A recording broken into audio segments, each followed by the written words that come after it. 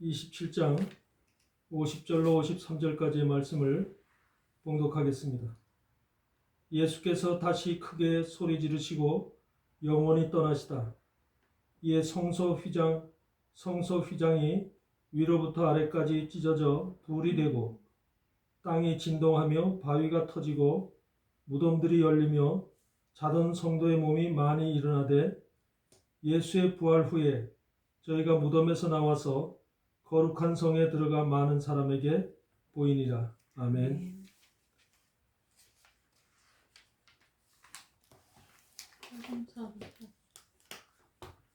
네, 오늘 말씀은 거룩한 성에 들어가자라고 하는 제목을 가지고 말씀을 오늘 은혜 받기를 원합니다. 오늘이 어머니날이다, 어버이날이다, 오늘 그런 날인가 본데, 오늘이 사실 인간 사회 속에서는 부모를 존경하고 부모를 경외하는 것이 장수하는 길이다. 주님이 우리가 십계명에서도 말씀하시듯이 자기 부모를 존중하고 부모를 경외하는 것이 이 땅에서 살아가는 인간의 삶의 도리라고 생각을 합니다. 근데 세상이 악해질수록, 세상이 정말로 하나님과 멀어질수록 이 땅에 살아가는 인생들은 부모를 우습게 여기고 또 부모와의 세대 차이로 인해서 서로 소통이 되지 않고 서로 갈등과 분리가 되어져 있는 이러한 삶을 우리 주변에서 흔히 보게 됩니다. 그래서 우리는 부모가 과연 무엇을 원하겠는가? 부모의 입장에서 자식들에게 원하는 것이 무엇이겠는가? 라고 하는 것을 한번 생각해 본다면 부모는 예수 잘 믿고 하나님 나라에 들어가는 것, 천국 가는 것을 가장 소원하지 않을까? 그런 생각이 들어갑니다.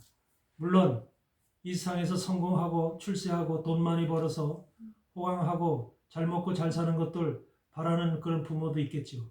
예수와는 무관하게 이 땅에서 삶만이 정말로 풍요롭고 넉넉하게 살아가는 삶을 이렇게 바라고 원하는 그런 육적인 부모들도 있을 것입니다.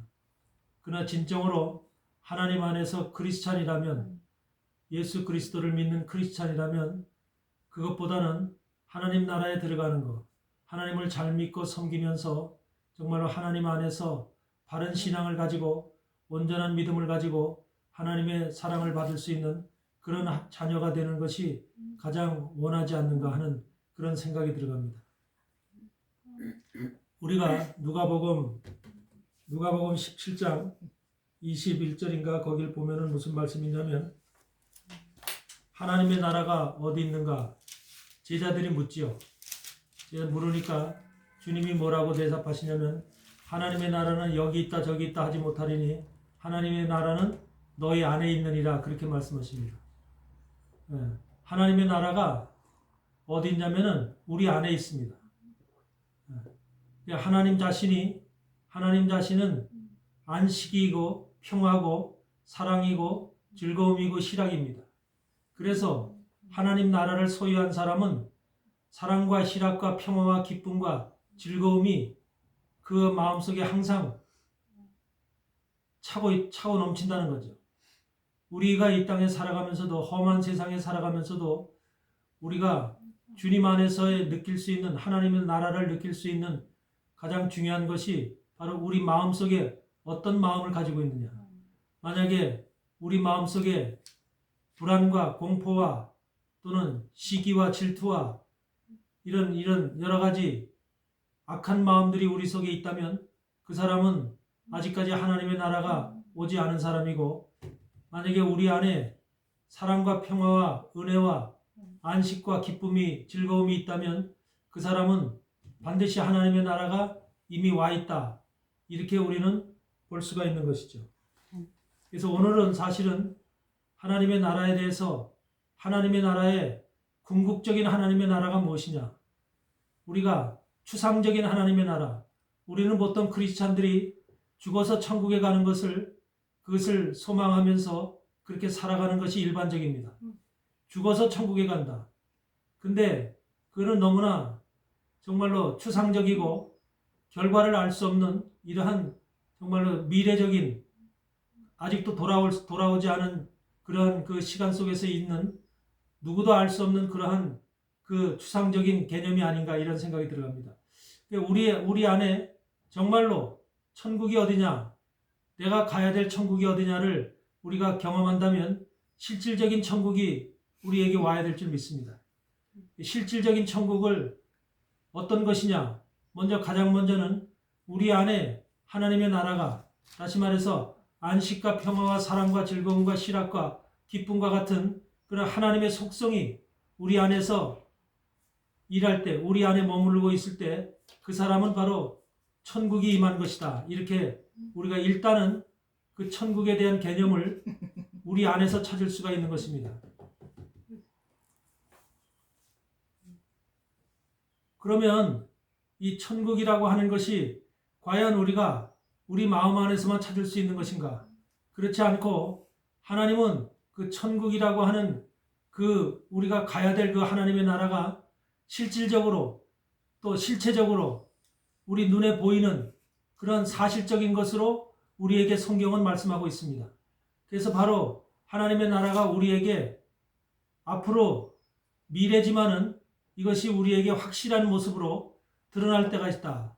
다시 말해서 우리가 희미하게 보이는 것이 아니라 거울을 상대로 해서 보듯이 모든 것이 확실하게 드러날 때가 있다. 이런 것이 바로 하나님 나라의 실증성, 확증성 이런 것들로 우리에게 성경에서 우리 마음속에 와야 되고 우리는 그런 하나님의 나라를 소망하고 기대하면서 그걸 바라보고 꿈꾸며 그 길을 걸어가야 될 줄 믿습니다. 그래서 하나님의 나라를 우리는 추상적으로만 생각하면 안 되고 그것을 실질적으로 내게 임할 하나님의 나라다. 또 그것이 이루어져야만 우리는 실질적인 하나님과 함께 할 수가 있고 동거할 수가 있고 또 영원한 하나님의 나라를 소유할 수 있는 또 그것에 우리가 참여할 수 있는 이러한 우리 하나님의 신앙인들이 되지 않을까 하는 생각이 들어갑니다.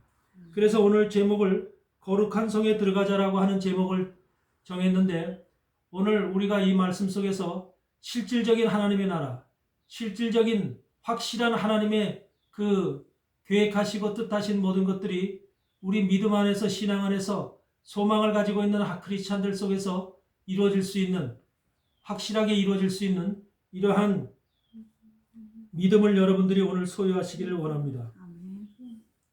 오늘 예수님께서 십자가를 지시면서 이제 돌아가셨어요.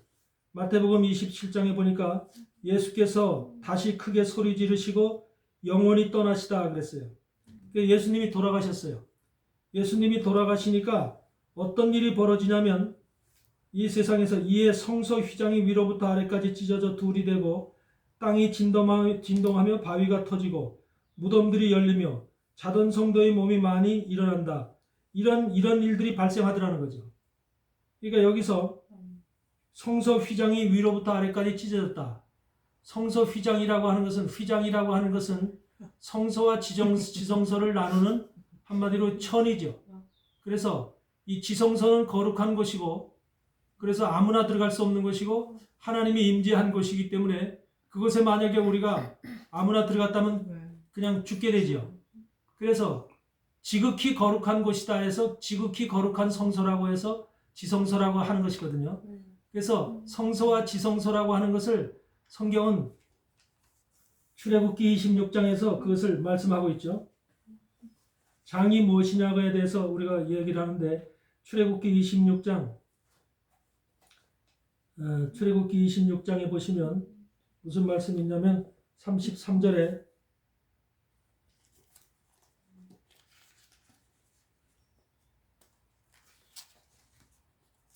그 장을 갈고리 아래 들이운 후에 증거캐를 그 장 안에 들여놓아라. 그 장이 너희를 위하여 성소와 지성소를 구별하리라. 그러니까 성소와 지성소를 구별하기 위한 것이 바로 휘장이라는 거죠. 그러니까 휘장이라고 하는 것은 굉장히 한마디로 말하면 하나님 전에 들어갈 수 없는 벽이라 이렇게 볼 수가 있는 거죠. 우리가 구약 시대까지는 예수님이 오셔서 십자가에 못 박히기 전까지는 이 휘장이라는 것이 막혀 있어서 인간들은 그 지성소, 지극히 거룩한 하나님의 성소에 들어갈 수가 없었다는 거죠. 그러니까 이것이 바로 창세 이후에 우리가 범죄한 이후에 우리를 막고 있었던 하나님의 나라에 들어갈 수 없는, 생명나무 과실을 먹을 수 없는 우리 그룹들과 두루도는 그룹들과 두루도는 화영검이라고 하는 것으로 생명나무의 길을 막게 했다. 그렇게 얘기하고 있죠. 그와 같이 바로 생명나무의 길을 지키시기 위한 하나님의 방법과 뜻이 바로 이와 같이 휘장으로 쳐져 있는 모습이다. 이렇게 우리가 볼 수도 있죠. 그래서 바로 이 휘장이라는 것은 굉장히 중요한 것인데, 휘장이 뭐냐면, 휘장에 대해서 뭐라고 얘기를 하고 있냐면, 바로 히브리서에서는, 우리가 히브리서를 볼 것 같으면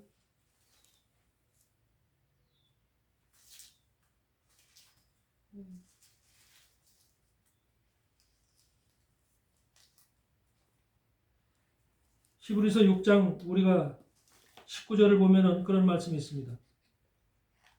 우리가 이 소망이 있는 것은 영혼의 닷 같아서 튼튼하고 견고하여 휘장 안으로 들어가나니, 그러므로 앞서가신 예수께서 멜기세덱의 반차를 쫓아 영원히 대제사장이 되어 우리를 위하여 들어가셨느니라. 여기서 보니까 예수님께서 멜기세덱의 반차를 쫓아서 우리를 위해서 들어갔대요. 어디로? 휘장 안으로. 그러면서 그 휘장이라고 하는 것이 우리의 영혼의 닷 같다. 그래서 영혼의 닷. 우리 영혼을 이끌어 가시는 닷이라고 하는 거죠. 배에 보면 닷이 있죠. 그래서 그 닷 같아서 튼튼하고 견고하다. 휘장 안에 들어가나니. 그러니까 우리 신앙의, 사실은 신앙의 결론은 뭐냐? 우리가 이 땅에서 신앙생활하면서 우리가 믿음의 사람으로 살아가는 그 이유 중에 하나, 가장 중요한 것은 바로 이 휘장 안으로 들어가야 된다고 하는 거죠. 휘장 안으로 들어가서 하나님과 하나가 일체가 돼야 된다는 것. 이것이 굉장히 중요한 겁니다. 결국은 지성소로 들어가야 된다는 거죠. 우리가. 근데 예수님이 우리를 위해서 먼저 들어가셨다는 거예요. 예수님께서. 그래서 우리는 거기에 대해서 뭐라고 하냐면 소망이 있다는 거. 우리가 소망이 있는 것은 우리가 소망을 가지고 있는 것이 영혼의 닷 같아서 튼튼하고 견고하여 휘장 안으로 들어가나니, 그렇게 말씀하고 있죠. 예. 그러니까 우리는 소망을 가져야 되는데, 그 소망이 그냥 천국을 간다라고 하는 그 소망이 아니라 우리가 휘장 안으로 들어간다. 예수님이 들어가신 그 휘장 안으로 들어가서 바로 지성소 안으로 들어가서 하나님과 하나가 된다. 하나님과 일체가 된다. 라고 하는 이 사실이 중요한 것입니다. 그것이 진정한 우리가 천국이 실체적으로 이루어지는 것입니다.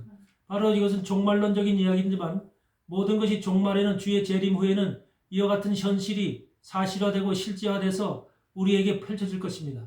그래서 이런 것들이 우리 마음속에 있어서 우리가 신앙을 그냥 죽어서 천국을 간다라고 하는 이런 어떤 그 추상적인 이런 천국의 개념이 아니라, 내가 휘장 안으로 들어감으로 인해서 주의 재림 후에 이루어질 그런 하나님의 나라 속에서 휘장 안으로 들어가서 내가 주님과 함께 한다라고 하는 이러한 생각 가운데, 그런 소망을 가진 가운데 우리가 신앙을 해야 된다라고 하는 것을 말씀드립니다. 우리가 아브라함이 뭐냐면, 그런데 이런 것이 아브라함에게 하나님이 약속을 주시고 그 기업을 약속으로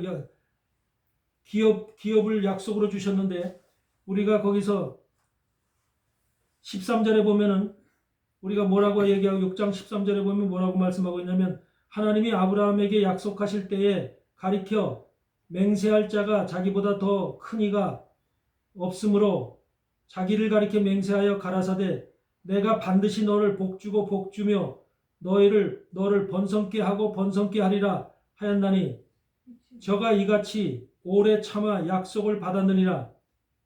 그리고 17절에 뭐라고 그러냐면, 하나님은 약속을 기업으로 받는 자들이 있어요. 우리가 아브라함처럼 약속한 것을 기업으로 받는 자들이 되어야 돼요. 아브라함은 하나님께서 복주고 복주며 번성케 하고 번성케 한다는 약속을 받았어요. 그래서 그 약속이 아브라함과 같은 믿음을 가진 우리에게도 동일하게 적용된다는 거죠. 아브라함의 믿음을 우리가 소유하고 있으면 아브라함이 받은 복, 아브라함을 번성케 한다는 그 복이 우리에게도 그대로 임할 줄 믿습니다. 이것이 중요한 겁니다. 다시 말하면 항상 우리는 추상적인 믿음을 가져서는 안 되고 그 믿음이, 내가 믿는 믿음이 실제화되고 현실화되고 사실화된다고 하는 이러한 사실을 굳게 믿고 그걸 소망으로 가지고 믿는 믿음이 그만큼 중요하다는 것입니다. 그래서 우리는 죽어서 천국을 간다라고 하는 이런 어떻게 보면은 좀 추상적이고 너무 미래적이고 돌아오지 않은 일에 대한 그런 감상적인 이러한 그런 믿음을 소유해서는 안 되고, 제가 말씀드리고 있는 오늘 말씀은 실제적인 믿음을 가지라는 말이에요. 그리고 사실적인 믿음을 가지라는 거예요. 내가 잡을 수 있고, 내가 성경에서 말씀하고 아브라함에게 약속했듯이 그 약속을 잡고 참음으로 인해서 그걸 이뤄냈잖아요. 아브라함이 이뤄냈듯이 우리도 바로 그런 아브라함과 같은 믿음으로 참고 인내함으로 인해서 그 약속을 얻어야 된다는 거죠. 바로 이 약속이 언제 실현화되느냐면 바로 주님이 재림하신 후에, 이것이 종말론적으로 재림하신 후에 이것이 우리에게 현실화되고 이게 사실화된다고 하는 성경은 우리에게 그렇게 설명하고 있습니다. 그 약속이 완성되어지는 때가 바로 주의 재림 이후입니다. 그렇게 우리는 주의 재림을 바라보면서 주의 재림 후에 우리가 그 소유할 그러한 그 믿음을 우리가 소망 가운데 굳게 약속으로 붙잡고 가야 될 줄 믿습니다. 이것이 바로 굉장히 중요한 것인데, 우리가 마태복음 27장에서 봉독한 것처럼 바로 그 말씀 속에서는 뭐가 있냐면, 성소 휘장이 위로부터 아래까지 찢어져 둘이 되고 땅이 진동하며 바위가 터지고, 그러니까 예수님께서 죽으신 거죠. 십자가에서 죽으시고 나니까 어떤 일이 벌어지냐면 땅이 진동하고 바위가 터졌더라. 그러면 그 사실 땅이 진동하고 바위가 터졌다는 것은 세상적으로 하면 지진이 났다는 소리잖아요. 근데 이것이 뭐냐면 우리 인간들의 몸이, 예수님이 진짜 십자가에 죽으시고 나니까 우리 땅이라고 하는 것은 여기서 우리 육체를 가리킵니다. 우리 육체가 떨었다는 거예요. 진동이 났다는 거예요. 예수님께서, 우리 백부장이 고백이 있었죠. 예수님이 죽었을 때 진정 하나님의 아들이로다 그렇게 고백을 했잖아요. 예수님이 십자가에 죽었을 때 바로 창으로 물과 피를 다 쏟으셨을 때 그 죽으신 예수 그리스도를 보면서 백부장이 뭐라고 얘기를 하냐면 바로 진정 하나님의 아들이로다 이런 고백을 하는 것을 볼 수가 있거든요. 그러니까 그만큼 그 예수님의 죽으심 순간에 모든 사람들이 영이 깨어나고 그 사실을 정말로 영적으로 볼 수 있는 사람들은 어떤 마음이 오냐면 땅이 진동하더라는 거예요. 땅이 진동하고 바위가 터진다. 바위가 터진다는 것은 사실은 우리 안에 있는 나의 견고한 성이죠.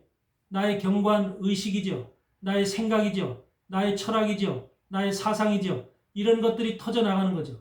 바위가 터져나간다. 그러니까 예수님의 진정한 죽으심 속에서 그 영적으로 그것을 바라볼 수 있는 사람들은 자기 속에 있는 의의가, 자기 속에 굳건하게 갖고 바위와 같은 단단한 것들이 터져나가는 것을 지금 말씀하고 있는 거죠. 이것이 세상에 지진이 났다는 것을 말하는 게 아니라 개인 속에 이것을 예수님의 십자가의 사건을 보면서 영적으로 느껴진 사람들 속에는 바로 이와 같이 땅이 진동하고 바위가 터지는 이런 현상들이 생기더라는 거죠. 진정으로 이게 땅과 바위를 얘기를 하는 게 아니라 우리 안에 있는 바위를 얘기를 합니다. 우리 인간 속에는 누구든지 정말로 자기만의 굳건한 바위들이 있거든요. 이런 것들이 터져나가더라는 거죠. 그 다음에 무덤들이 열리더라는 거죠. 무덤들이. 육체의 무덤을 얘기를 하죠.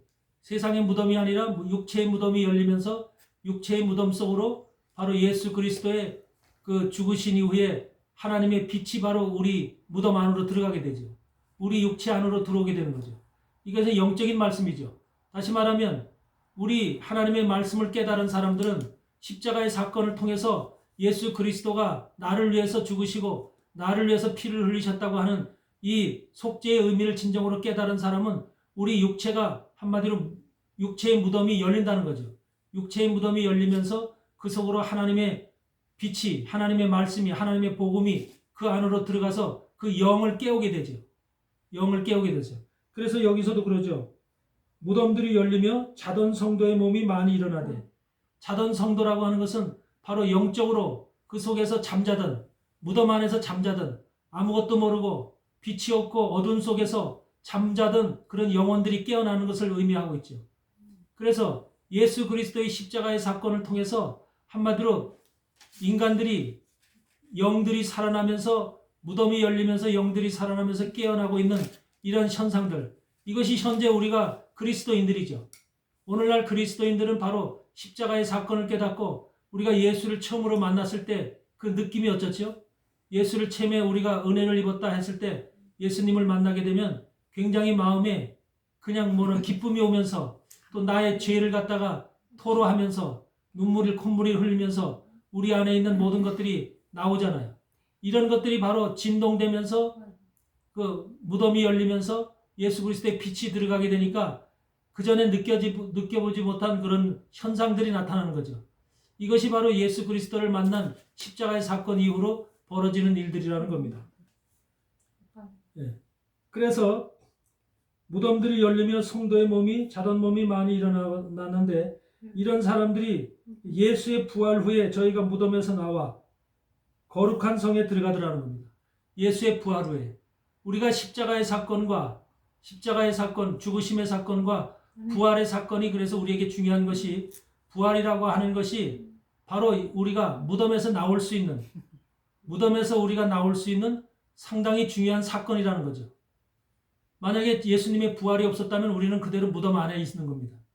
무덤 안에서는 그거 죽은 것이죠. 겉으로는 죽은 상태로 그 안에서 암만 예배를 드린다고 하더라도 바깥을 구경할 수가 없죠. 또 거룩한 성을 향해서 나갈 수가 없죠. 거룩한 성, 여기서 얘기하는 거룩한 성은 뭘 얘기하냐면 예루살렘 성을 얘기하는 것입니다. 예루살렘 성. 그래서 우리가 바로 이 부활 후에 바로 사람들이 무덤에서 나오더라는 거죠. 다시 말하면 이것이 요한복음에 가면 어떤 말로 표현되어 있냐면 요한복음 5장에 보면은 그런 말로 표현되어 있죠. 요한복음 5장 25절에 그런 말씀으로 표현되어 있습니다.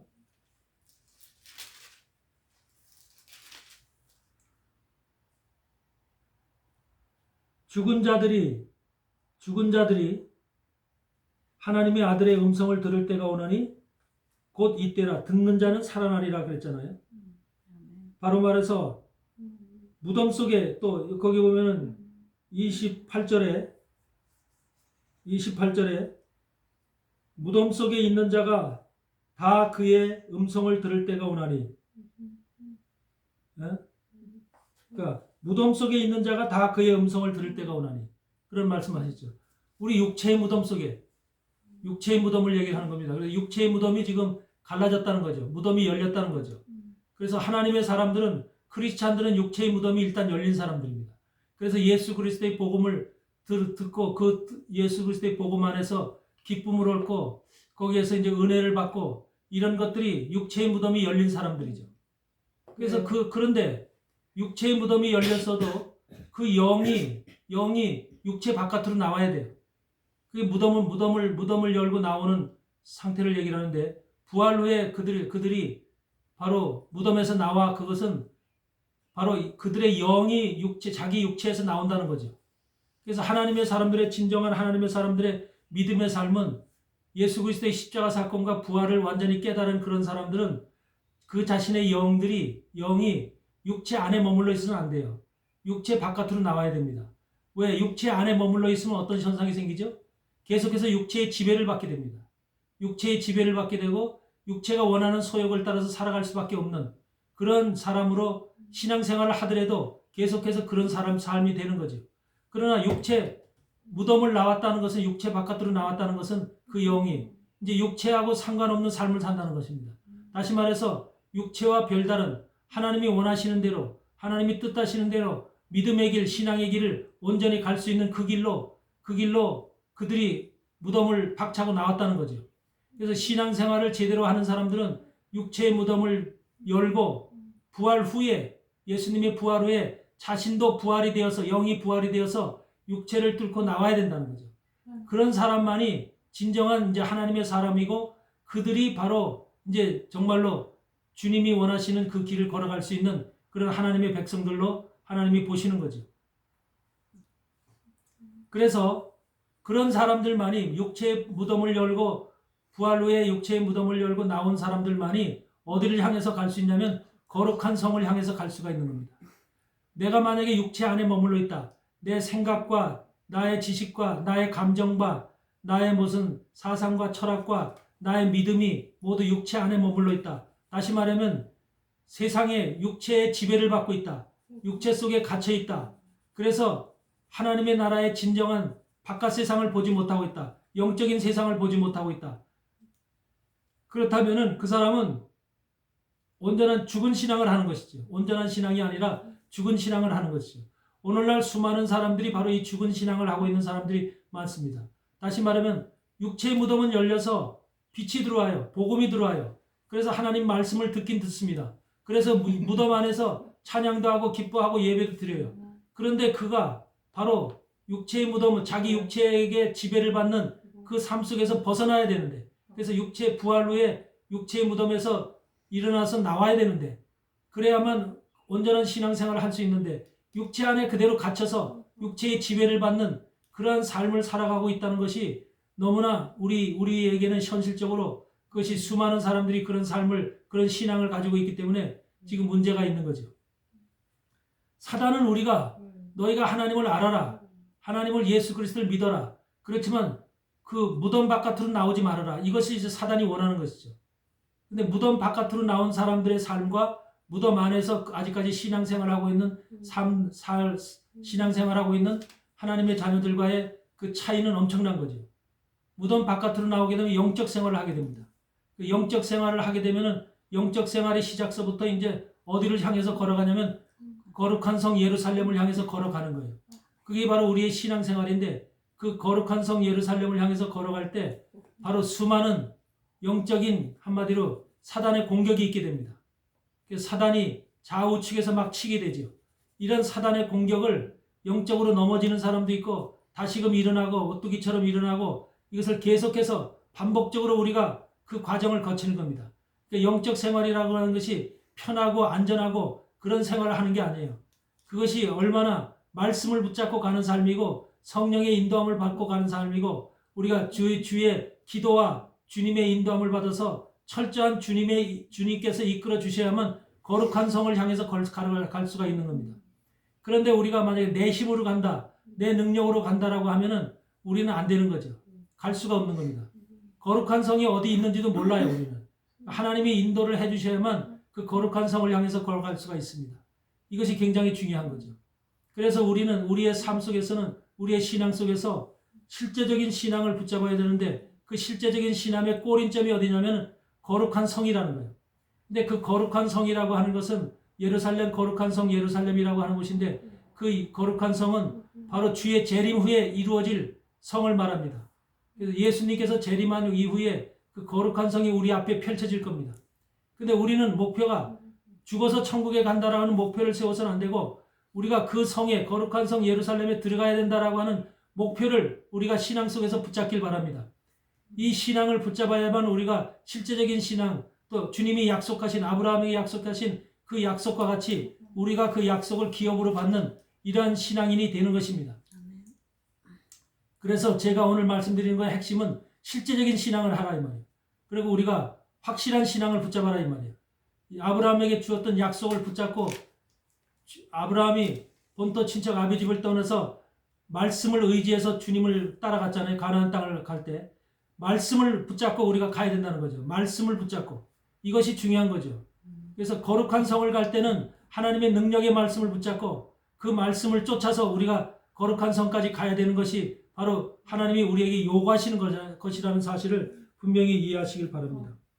그래서 바로 거룩한 성을 들어가야 되는데, 바로 우리가 히브리서 10장을 보면 어떤 말씀이냐면, 히브리서 10장을 한번 펴보세요.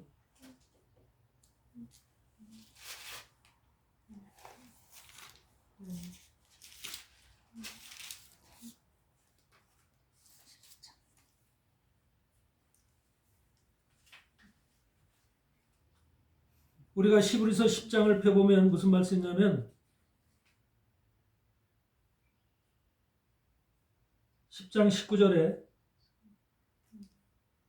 그러므로 형제들아 우리가 예수의 피를 힘입어 성소에 들어갈 담력을 얻었나니 성소에 들어갈 담력을 여기 성소는 지성소를 말합니다.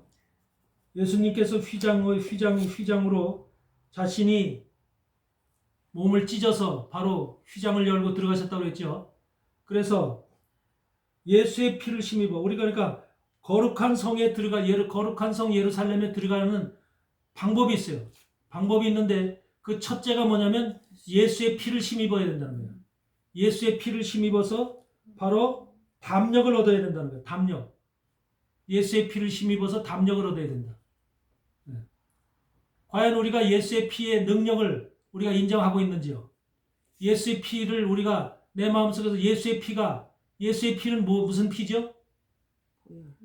우리를 속죄하는 피죠. 우리의 죄를 대속하는 피죠. 그래서 우리가 예수님의 피로 인해서 내 죄가 대속되었다, 내 죄가 속죄되었다고 하는 것을 확실히 믿는, 왜? 주님 앞에 하나님 앞에 거룩한 지성소로 들어가려면 죄가 있어서는 못 들어가요.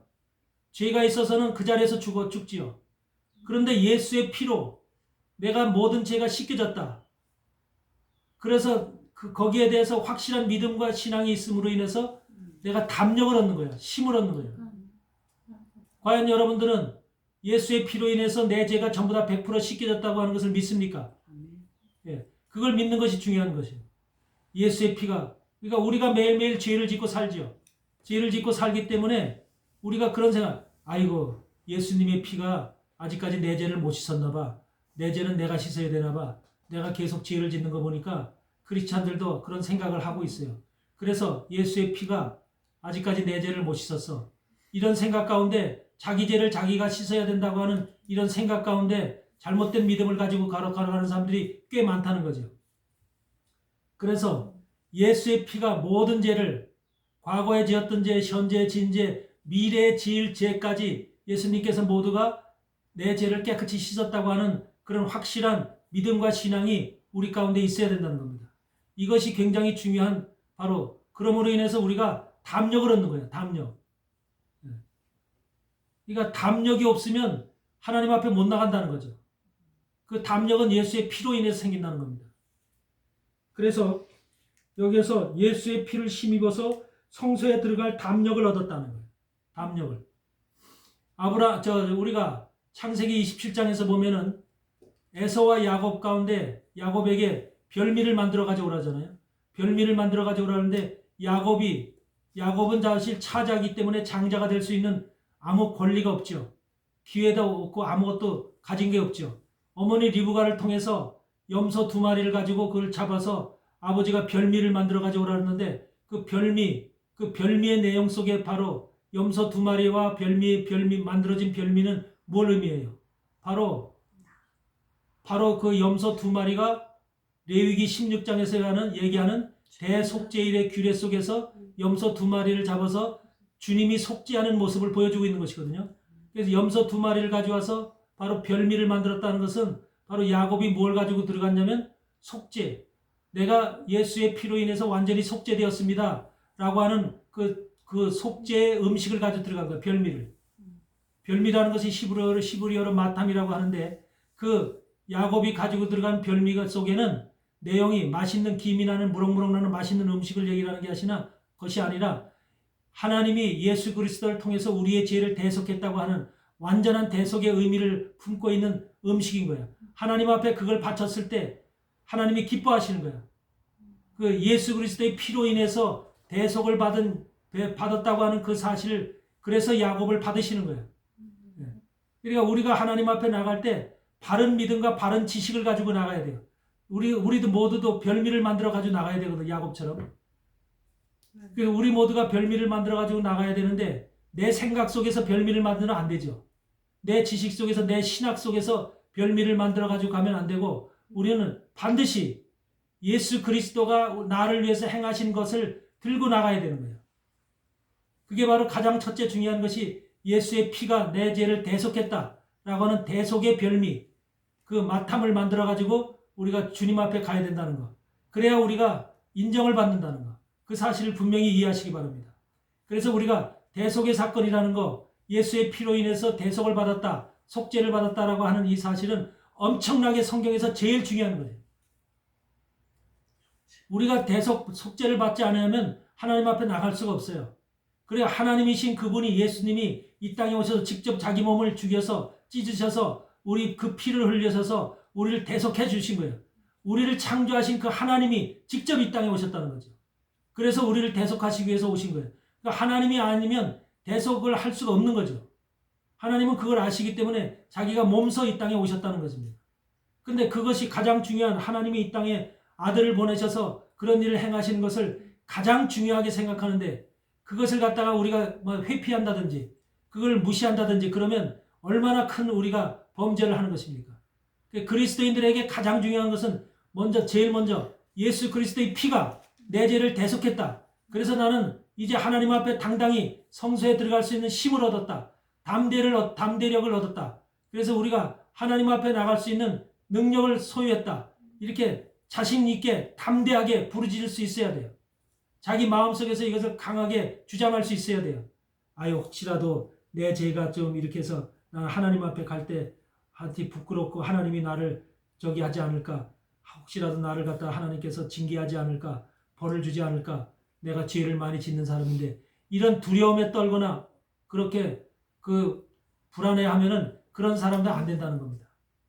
그래서 신앙 속에서 첫째 가장 중요한 건 예수의 피로 내가 완전 무결하게 죄를 씻었다. 그래서 예수의 피가 내 몸에 머리서부터 손끝 발끝까지 나를 다 덮고 있다. 이것을 우리는 가장 먼저 하나님 앞에 별미를 만들어 가지고 나가야 되는 거예요.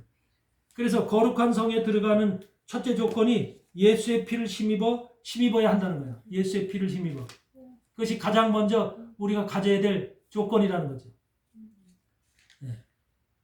두 번째는 거룩한 성에 들어가는 조건이 뭐냐면 휘장 가운데로 들어가야 한다는 거예요. 휘장 가운데. 휘장 가운데는 누가 들어갔죠? 예수님이 들어가셨잖아요. 예수님이 먼저 들어가시고, 누구를 위해서? 우리를 위해서 들어가셨다고 그랬잖아요. 예수님이 우리를 위해서 휘장 가운데로 들어갔다. 그리고 예수님이 들어갔으니까 그 다음에 누가 들어가야 돼요? 우리가 들어가야 되잖아요. 그래서 거기 보면은 우리가 20절에 보면 그 말이 쓰였죠.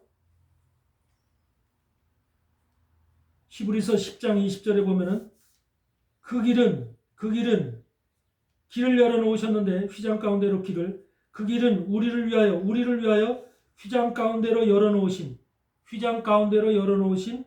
새롭고 산 길이요. 새롭고 산 길이래요. 새로운 길이고 사는 길이래요. 그러니까 휘장 가운데로 열어놓은 것이 예수님이 직접 그 길을 열어놓으셨는데, 그러면서 먼저 몸소 들어가셨는데 우리를 위해서 들어가신 거예요. 그러니까 그 다음에 우리가 들어가야 되잖아요. 우리가 들어가야 돼요. 그래서 새롭고 산 길, 살기 위해서는 그 길을 들어가야 되죠. 반드시. 새롭고 산 길이요. 휘장은 곧 저의 육체니라. 그러니까 저 휘장이라고 하는 것이 예수님의 육체라기 때문에 예수님이 십자가에서 죽으시면서 그 몸이 찢기시면서 바로 그 죽으시는 장면이 바로 예수님의 십자가의 사건이 바로 그 휘장을 찢는 사건이라는 거죠. 그래서 마태복음 27장에서 바로 휘장이 위로부터 아래까지 찢어졌다 그러잖아요. 예수님의 몸이 찢어졌다는 말이죠. 그래서 물과 피가 다 흘러나왔다는 그 사실을 말하고 있는 거죠. 그러니까 그 가운데로 예수님의 몸으로 우리가 찢어진 몸 안으로 들어가는 거죠. 쉽게 얘기하면. 그래서 하나님이신 예수님께서 자신이 몸소 오셔서 자기의 몸을 찢으셔서 자기뿐만이 아니라 그 뒤에 우리를 위해서 그 길을 새롭고 산 길로 열어놓으셨다.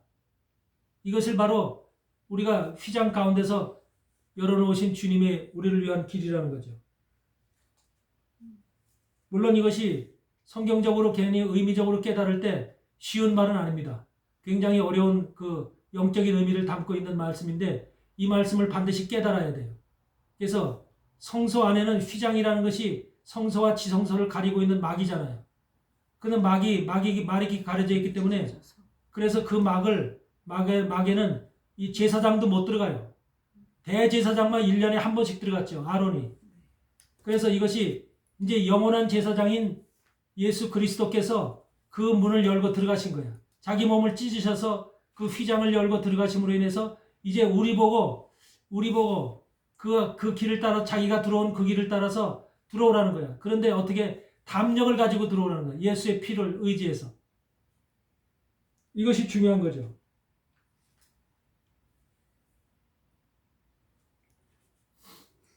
이것이 바로 예수님께서 우리를 향해서 하신 일이라는 겁니다.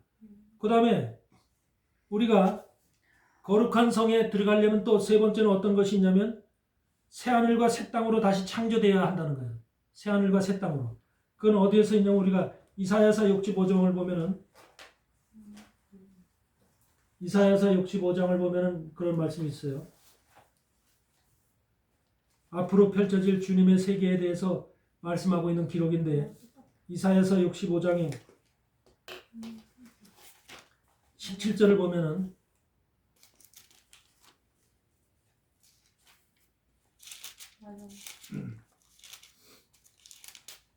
65장 17절을 보면은 보라 내가 새하늘과 새 땅을 창조하나니 이전 것은 기억되거나 마음에 생각나지 아니할 것이라. 네. 주님이 새하늘과 새 땅을 창조하신대요. 그런데 이전 것은 기억나거나 마음에 생각나지 않을 것이래요. 여기서 새하늘과 새 땅이라는 것은 뭘 의미하죠? 그냥 이 땅과 하늘을 의미하네? 저 하늘과 땅을 말하는 걸까요? 우리 안에 있는 하늘이라고, 우리 안에 육체 속에 있는 영을 하늘이라고 얘기하는 거예요. 그리고 땅을 갖다, 육체를 갖다가 땅이라고 하는 거예요. 우리가 부모로부터 육체의 부모로부터 우리가 육체를 물려받았죠. 그래서 그것이 바로 처음 하늘과 처음 땅이에요. 그러나 예수 그리스도의 복음이 들어옴으로 해서 이와 같은 말씀의 진리를 깨닫고 우리가 새롭게 변해진 거예요. 그래서 우리가 처음 하늘과 처음 땅이 없어지고 어디에 됐냐? 새 하늘과 새 땅으로 바뀐 거예요. 새 하늘이라고 하는 것은, 그러니까 처음 하늘이라고 하는 것은 육신적인 하늘이죠. 육신적인 영이죠. 육체에 갇혀진 영이죠. 무덤 안에 있는 영이죠. 그러므로 인해서 계속해서 무덤의 지배를 받고 육체의 지배를 받고 그 안에서 어둠 속에서 살아가는 영이죠. 그래서 우리가 세상적이고 육신적으로 세상의 것만 바라보고 먹고 마시는 것, 성공과 이런 명예와 이런 것들만 바라보고 살아왔던 영이잖아요. 근데 예수 그리스도의 복음이 들어옴으로 인해서 이제는 세상의 것을 내려놓고 하늘의 것, 하늘의 소망을 두고 하늘의 약속을 붙잡고 아브라함이 받았던 그 복과 번성의 그런 약속을 기업으로 생각하면서 그걸 바라보면서 주님이 이루실 하나님의 나라가 내게 실제적으로 이루어질 것이라는 소망과 꿈을 가지고 그걸 붙잡고 나가는 사람으로 바뀌었다는 거죠. 이 땅의 명예를 가지고 이 땅의 소망을, 출세를 가지고 돈을 가지고 우리가 살아갔던 우리 처음 하늘이 새로운 하늘로 바뀌었다는 거예요. 그게 바로 새 하늘과 새 땅이죠. 그러니까 육체도 이제 땅에 속한 것에만 의지하고 살았는데 땅에 속한 것이 아니라 이제는 하늘에 속한 자로 육체도 바뀌었다는 거죠. 다시 말해서 육체가 바뀌었다는 것은 뭘 의미해요? 부활이 됐다는 거죠. 새롭게 변화받았다는 거죠. 우리가 강의 시간에 한번 얘기한 적 있죠. 그 베토른이라는 것이 있었죠. 육체의 소욕을 따라 살아가는 우상숭배의 삶의 장소다. 우리 육체의 소욕을 따라 살아가는 우상숭배의 삶의 장소가 우리 바로 처음 하늘이었던 거예요. 처음 영이었던 거예요. 우리 안에. 그러나 그 영이 이제 예수 그리스도의 복음으로 인해서, 말씀으로 인해서 육체의 소욕으로부터 벗어난 거죠. 벗어나가지고 이제 하늘의 소망을 바라보고 꿈을 바라보고 하늘을 바라보면서 주님의 뜻에 쫓아서 살아가는 그런 영으로 바뀌었다는 거죠. 이것이 중요한 거죠. 그러니까 새하늘과 새 땅에 된 사람, 새하늘과 새 땅으로 바뀐 사람은 그래서 그걸 창조한다고 표현하고 있는 거죠. 새하늘과 새 땅으로 창조된다. 창조한다는 것은 예수 그리스도의 복음으로 창조하는 거지 뭐 빚어서 창조하는 게 아니죠. 말씀으로 창조되는 거죠. 새하늘과 새 땅을 창조하느니 이전 것은 기억되거나 마음에 생각나지 아니하다. 그러니까 우리 영이기 때문에 기억하고 생각할 수 있잖아요. 그래서 기억하거나 생각남이 없다는 거죠. 그러니까 우리가 변화를 받은 사람은, 새롭게 변화를 받은 사람은, 그리스도의 사람으로 완전하게 변화를 받은 사람은 육신적으로 살았던 세상 거를 기억 안 한다는 거예요. 생각하지 않는다는 거죠. 우리가 세상에서도 그렇죠. 지금에서도 믿음 생활하는 사람들이 완전한 믿음 속에 빠져있는 속에서 살아가는 신앙생활을 하는 사람들은 예전에 살았던 육신적인 삶, 그런 삶을 다 뒤로 하고 생각하고 기억하지 않죠. 다 버렸죠. 배설물처럼 버렸죠. 그리고 이제는 하나님 안에서 주님의 나라를 바라보면서 앞을 향해서 가고 있는 이러한 신앙과 믿음을 소유한 자들이 되었다는 거죠. 이것이 이제 중요한 거죠. 그래서 새 하늘과 새 땅을 창조하느니 이전 것은 기억되거나 마음에 생각나지 아니할 것이다. 그 다음에 뭐냐면 너희는 나의 창조하는 것을 인하여 영원히 기뻐하며 즐거워할지니라. 보라 내가 예루살렘으로 즐거움을 창조하며 그 백성으로 기쁨을 삼고. 여기서 뭐냐면 예루살렘을 새로 창조한다는 거예요. 예루살렘. 그러니까 지금의 이스라엘에 있는 예루살렘은 한마디로 무슨 예루살렘이에요? 눈으로 보이는 예루살렘이잖아요. 그리고 그 육체적인 예루살렘이죠. 그런데 그 예루살렘은 사실 예루살렘은 평화가 있는 곳이잖아요. 예루살렘 자체가 평화잖아요. 평화의 도시잖아. 그런데 진짜 현실의 예루살렘은 평화가 있어요, 없어요? 평화가 없지요. 평화가 깨지고 항상 그곳에 전쟁이 있고 부딪힘이 있고 죽음이 있고 항상 그 불안과 이런 것 속에 살아가고 있는 예루살렘이죠. 근데 예루살렘을 새롭게 창조한다는 거예요. 그래서 그것이 영적으로는 우리 안에 예루살렘, 심령의 예루살렘을 얘기하죠. 우리 안에도 예전에는 어땠어요? 우리 안에 불안과 걱정과 근심과 미래에 우리가 돈을 벌어야 된다, 또 잘 먹고 잘 살아야 된다, 명예 가지고 출세하면서 살아야 된다라고 하는 그런 것을 이루기 위한 모든 근심과 걱정과 문제들을 가지고 살아왔잖아요. 그것이 바로 예전에 우리의 심령의 모습이었잖아요. 그 심령이 바로 예루살렘이거든요. 예전의 예루살렘이거든요. 처음 예루살렘이거든요. 그런데 그것이 예수 그리스도의 복음을 통해서 이제는 어떻게 바뀌어요?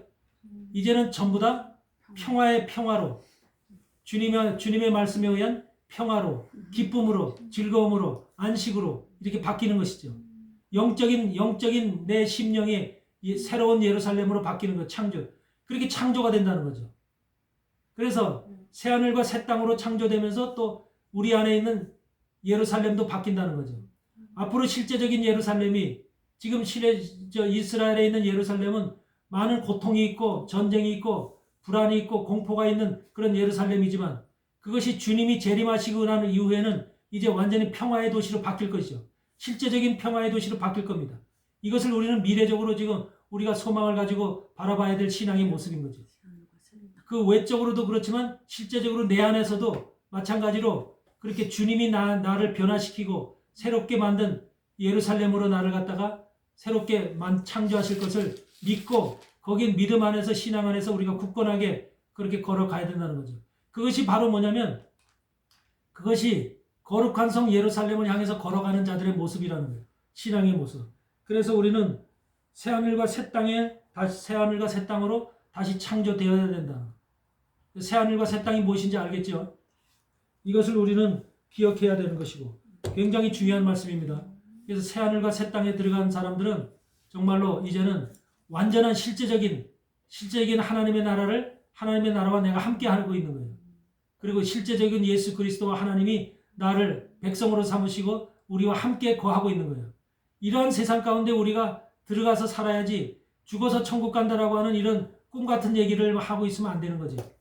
실제적인 하늘나라, 하나님의 나라, 실제적인 예수님을 만나고 부활하신 예수님을 만나고 실제적인 하나님의 나라에 우리가 들어가서 그 주님과 함께 거하고 있다고 하는 이 사실이 얼마나 신앙적으로 우리가 붙잡아야 될 확실한 이 약속이냐 이 말이에요.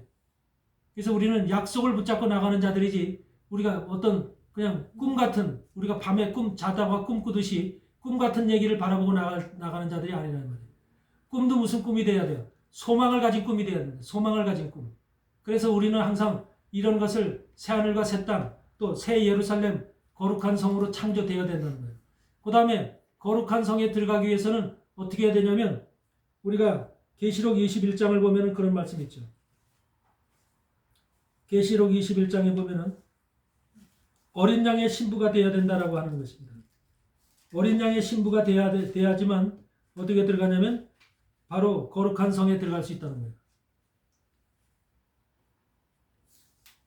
그래서 계시록 21장에 우리가 1절에서도 보면은 1절서부터 보면 그런 말씀이 있죠. 거기도 새하늘과 새 땅이 나오죠. 그러니까 새하늘과 새 땅으로 되어진 사람이 어린 양의 신부가 되어진다는 겁니다. 이사야 65장에서 얘기했던 말씀처럼 계시록 21장을 보면은 또 내가 새하늘과 새 땅을 보니 처음 하늘과 처음 땅이 없어졌고 바다도 다시 있지 않더라. 그러죠. 처음 하늘과 처음 땅이 부모로부터 육체적인 부모로부터 물려받았던 처음 하늘과 처음 땅을 얘기를 하는 겁니다. 그것이 없어졌다는 거예요. 그리고 바다도 다시 있지. 바다라는 건 뭐죠? 세상도 다시 없다는 거예요. 세상. 이 세상, 우리가 살아왔던 세상도 다시 없더라는 거죠. 그러면서 뭐야? 내가 2절에 보니까 또 내가 봄에 거룩한 성 예루살렘이 하나님께로부터 하늘에서 내려오니 그 예비한 것이 신부가 남편을 위해 단장한 것 같더라. 그러니까 거룩한 성 예루살렘은 뭐예요? 신부라는 거예요. 신부. 누구를 위해서? 남편이신 예수 그리스도를 위해서 준비한 것이라는 거예요. 거룩한 성 예루살렘이 신부가 되어서 신부와 같은 모습으로 단장되어 있다는 거예요. 그게 바로 뭐야? 바로 하늘에서부터 하나님과 같이 내려오고 있다는 소리죠. 하늘에서 거룩한 성 예루살렘이 하나님께로부터 하늘에서 내려오니 그 예비한 것이 신부가 남편을 위하여 단장한 것 같더라. 네. 거기에서 또 무슨 말씀이냐면 9절에 보니까 21장 9절에 일곱 대접을 가지시고 마지막 일곱 재앙을 담은 일곱 천사 중 하나가 나와서 내게 말하여 가로되 이리 오라 내가 신부 곧 어린 양의 아내를 내게 보이리라 하고 그러죠? 10절에 성령으로 나를 데리고 크고 높은 산으로 올라가니 하나님께로부터 하늘에서 내려오는 거룩한 성 예루살렘을 보이니 신부를 보인다. 어린 양의 아내라고 하는 신부를 지금 보여주고 있는데 그 보여준 것이 뭐냐면 거룩한 성 예루살렘을 보여주더라는 거예요. 네. 하나님께서 하늘에서 내려오는 거룩한 성 예루살렘을 보이니 하나님의 영광이 있음에 그의 성의 빛이 지극히 귀한 보석 같고 벽옥과 수정과 같이 맑더라. 그러니까 거룩한 성 예루살렘은 결국은 그 실제적인 이가 뭐라는 거예요? 예수님의 신부라는 거예요. 예수님이 신부 될 사람들이 전부 다 모여서 뭐가 되는 거예요? 거룩한 성 예루살렘을 만들고 있는 거예요. 거룩한 성 예루살렘. 근데 거룩한 성 예루살렘을 만드는 신부들은 다 어떻게 된 사람들이에요? 새하늘과 새 땅으로 변화된 사람들이에요. 새하늘과 새 땅으로 변화된 사람들. 그러니까 거룩한 성에 들어가기 위해서는 신부가 되지 않으면 안 되는 거예요. 그래서 거룩한 성에 주님과 한 몸이 되기 위해서는 신랑이신 예수 그리스도와 우리가 만나기 위해서 예수 그리스도와 한 몸이 돼서 아내가 되기 위해서는 우리가 바로 이와 같이 새하늘과 새 땅으로 변화되어야 되고 우리가 완전하게 하나님의 사람으로 새롭게 탄생 창조되어야 된다는 것. 그러니까 우리는 그냥 추상적인 천국에 간다라고 하는 개념을 갖는 게 아니라 내가 마지막 신앙의 목표 지점을 어떻게 정해야 나는 거룩한 성 예루살렘에 들어갈 거야. 이것을 목표로 해야 된다는 거죠. 거룩한 성 예루살렘에 나는 들어가는데 거룩한 성 예루살렘에 들어가려면 어떤 조건을 가져야 되느냐. 첫째는 예수의 피로 힘을 얻어서 우리가 담대함으로 예수의 피를 힘입고 우리가 들어가야 된다는 거. 그 예수의 피의 속죄의 의미를 완전히 깨달아야 된다는 거. 두 번째는 뭐냐면 휘장 가운데로 먼저 들어가신 예수님을 쫓아서 우리가 들어가야 된다는 거. 이 휘장 가운데로 들어간다는 것이 담력이 없으면 못 들어가요. 담력이 없으면. 왜? 그 앞에는 바로 지극히 거룩한 하나님의 신이 있는 곳이기 때문에 그곳에는 죄가 있으면 못 들어가. 주님께서 나의 죄를 모두 대속했다고 하는 그런 것을 주님이 몸소 휘장이 되셔서 몸을 찢으시고 먼저 들어가셨어. 그래서 나를 갖다가 그 다음에 들어오라고 나를 부르시고 계시다는 거. 그래서 완전한 담력을 가지고 우리가 나가야 된다는 거. 이것이 두 번째고 그 다음에 내가 새하늘과 새 땅으로 바뀌어야 된다는 거. 창조되어야 된다는 거. 새하늘과 새 땅, 새 영과 새 육체로 부활의 육체로 바뀌어야 된다는 거. 이것이 새하늘과 새 땅으로 변화된 우리의 모습이에요. 주님의 재림 이후에 될 일들이에요. 전부 다. 주님의 재림 이후에. 이런 것들이 이루어지면서 그 다음에 마지막 네 번째는 어린 양의 신부가 되어야 된다는 거. 거룩한 성 예루살렘이 바로 어린 양의 신부의 몸이에요. 예. 이것이 바로 우리 가운데서 이루어지는 신앙의 실체가 되어야 되는 거예요.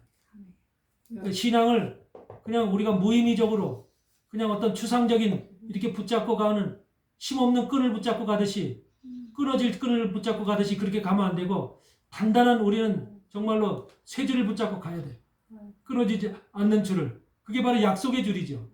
하나님이 우리에게 성경을 통해서 말씀하시는 약속의 줄, 말씀의 줄이죠. 이거를 우리가 꼭 붙잡고 가야 된다는 거죠.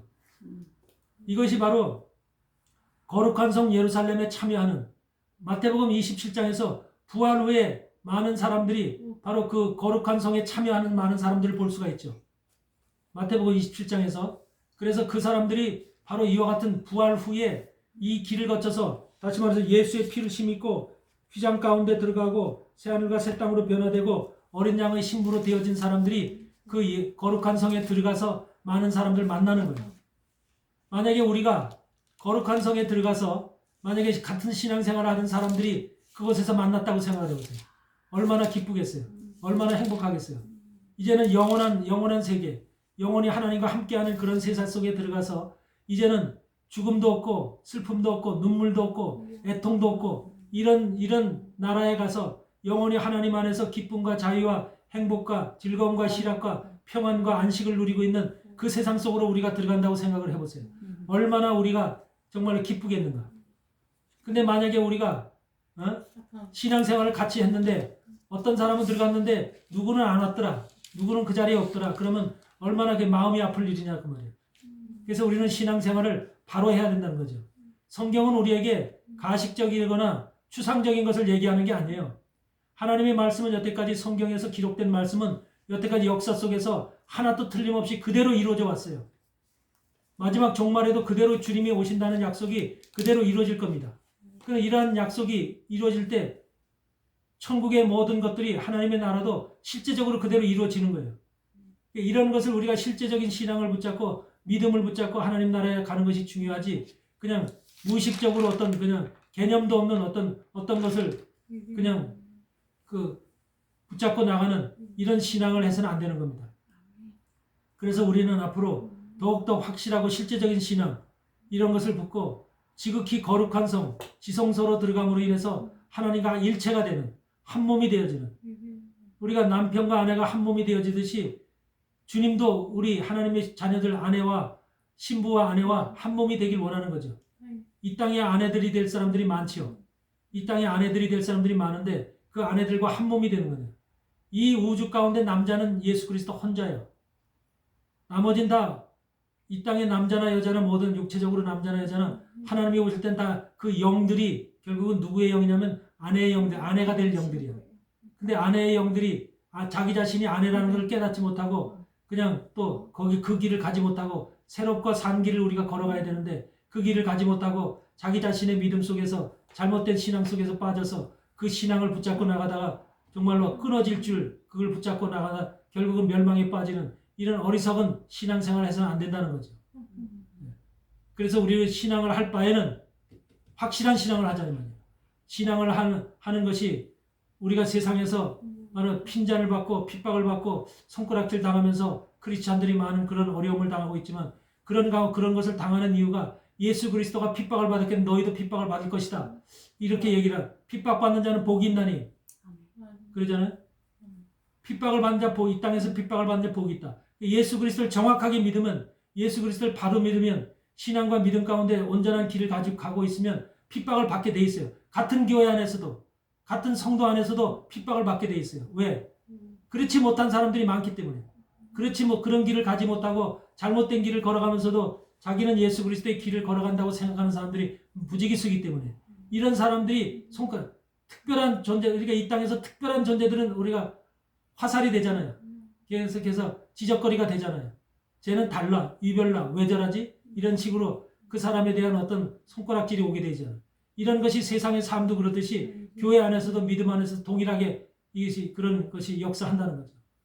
그래서 우리는 이 시간에 말씀드리는 것이 확실한 믿음을 붙잡고 신앙을 붙잡고 거룩한 성 예루살렘을 향해서 우리가 걸어가는 그런 바른 민앙, 바른 믿음, 바른 신앙을 소유하기를 바랍니다.